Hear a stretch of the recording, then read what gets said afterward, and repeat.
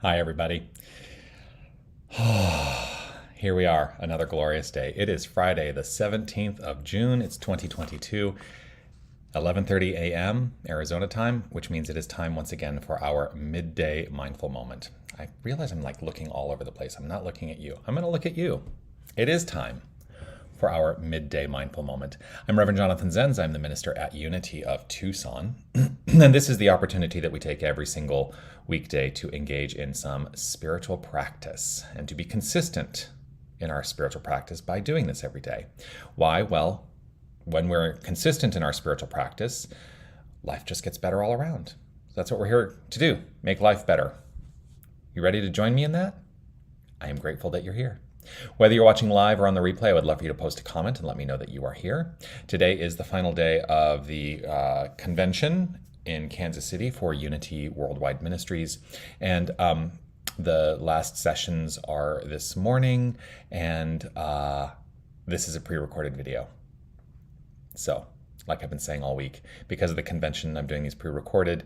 But here's the thing. I do go back and look at the messages that you put into the chat, so thank you all for that. I, of course, will offer my reminder to say you are love, you are light, you are life, you are magnificent. I am so grateful that you shine your light and share your magnificence. Keep doing that. So today, I wanted to briefly touch on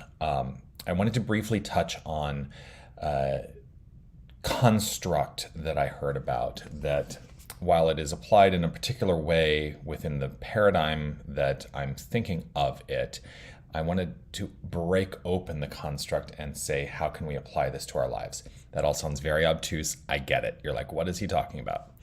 But there was this phrase that kept getting utilized that really resonated with me, and that is looking at our communities, our spiritual communities, as spiritual cooperatives. Spiritual cooperatives. What does that mean? Basically, what it means is that if everyone does within that community, if everyone does what they can do, then every community will meet or exceed their needs. And what that does is it eliminates a culture of not enough. And it's just, I love that idea because it's a slightly different way of understanding the law of circulation, the law of infinite return, that as we give, so we receive, and we are always in that flow. And if we all were to take to heart to give what we can, and, I'm not talking about just financially, although financially works too. But if everyone does what they can do in service, in sharing your wisdom, then we as a collective, as a cooperative, will always meet or exceed our needs. And what a blessed expression that would be. So how do we apply this to our life? Well, are you out there in life doing what you can do?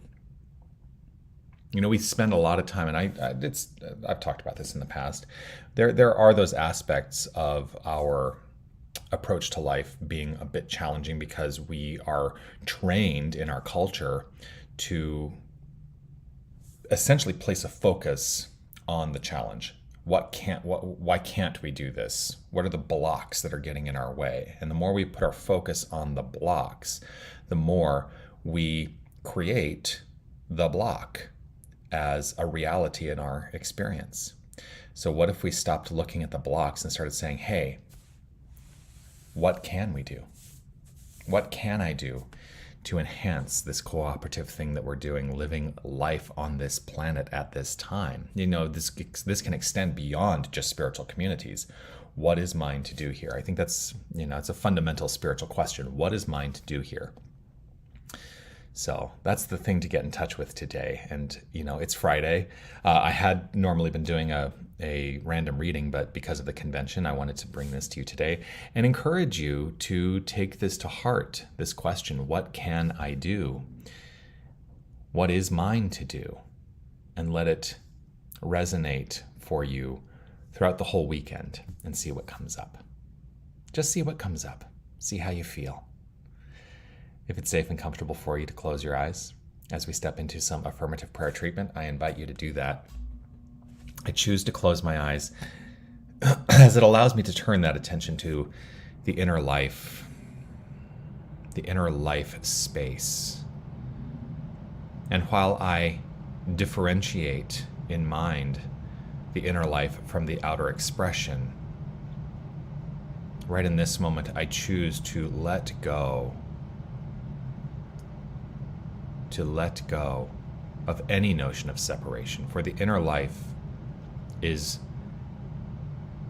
the energetic cause of all that flows forth into expression. And so they are one and the same. In the same way that thoughts are things, I choose to understand that things are thoughts.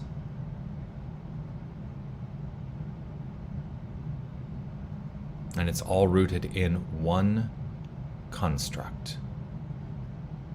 The construct is this: there is only one power, there is only one presence. There is only one infinite source. There is one intelligence, there is one creative energy. There is God and nothing else. This greatness on demand, this principle, this energy is our identity. Every aspect of our expression, every aspect of our share of this consciousness is 100% divine, source energy, showing up as the construct and outflow of our lives. There is no separation. There is only God. I root myself in this understanding and acknowledge in this moment that there is that within me which is open to answering the question, what is mine to do? And to live the answer. There is that within me which is open to the unfoldment of the answer, what can I do? And then live the doing. I live the doing by understanding that I am the being. And so in this infinite sense of beingness, I welcome the flow, the forward momentum, and the absolute magnificent expression of wholeness. As my life, as the life of each and every one of us, I know that this capacity is the capacity of each and every one of us, whether we open to an awareness of it or not. All expression lives this capacity. And so it is with joy overflowing and gratitude in my heart that I simply relax and allow the unfoldment to happen. I release, trust, let go, and allow. I allow. I allow. And I affirm it by saying, and so it is.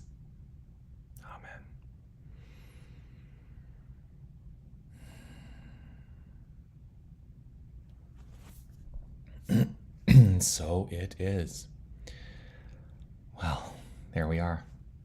Another glorious day, another glorious week. Thank you for sharing this time with me while I've been in Kansas City.